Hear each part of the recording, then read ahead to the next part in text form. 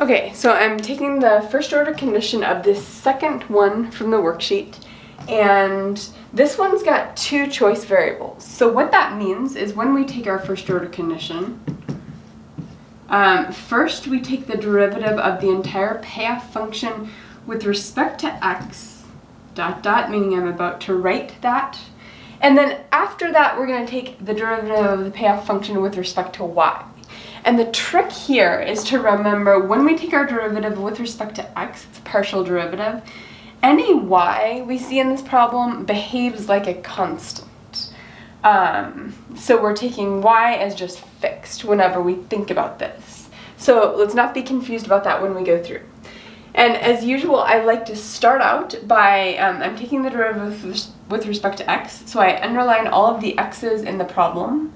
Nope, that's not an x, that's max. Okay, so we've got two x's in the same term.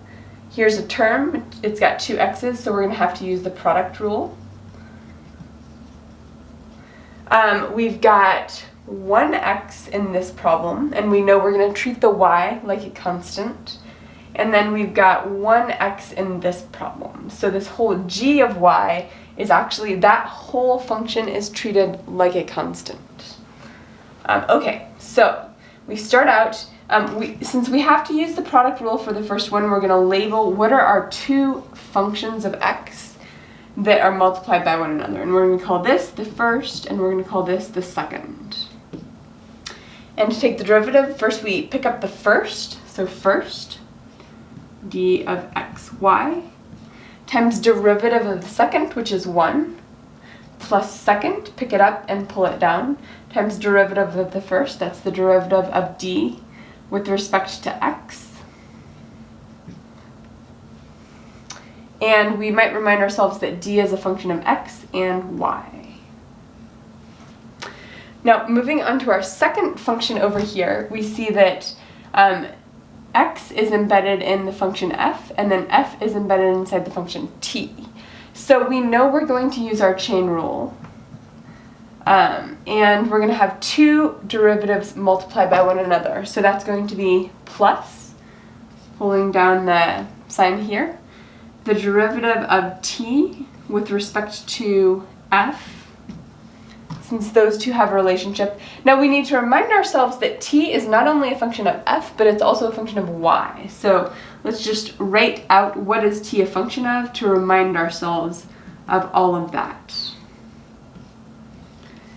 Times derivative of f with respect to x.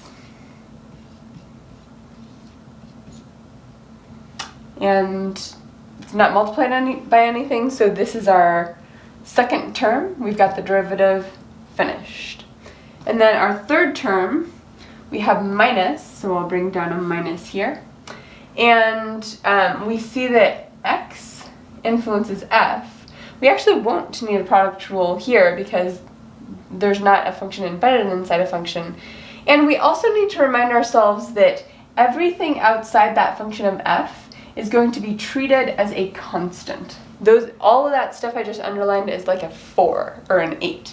So let's just pull down the constant exactly the way it is. K times g of y. That's a constant. We're multiplying it by this function of f. So that's derivative of f with respect to x. And since it's a first order condition, we set the whole thing equal to 0. And now that we've taken the derivative with respect to x, we now need to go back and take the derivative with respect to y. And I've underlined the y's in the problem, and this means that when we look at every x in the problem, we think of it as a constant, like 12 or 28. All of those x's are constants, and that also means that all functions of x's are constants. So like if 12 is x, then maybe f is like 2 times 12, so f of x is going to be 24. We think of it as a constant. So we take our first order condition of the payoff function, the entire function, with respect to y now. So we go term by term, and we only have one y in every term, so this is going to be easier than taking the derivative with respect to x.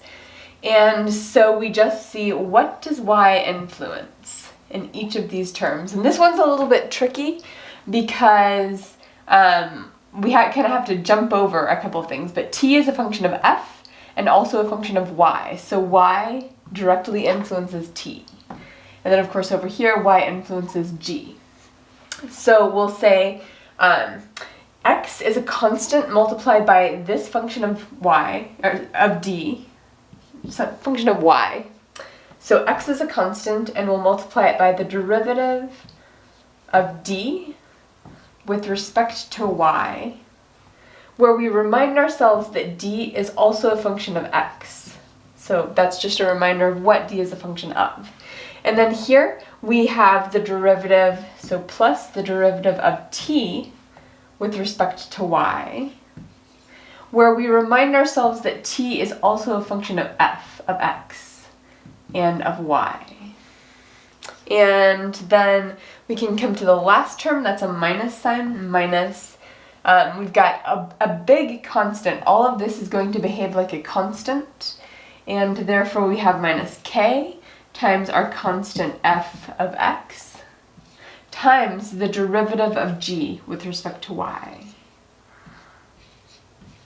And since it's a first order condition, we set this equal to 0.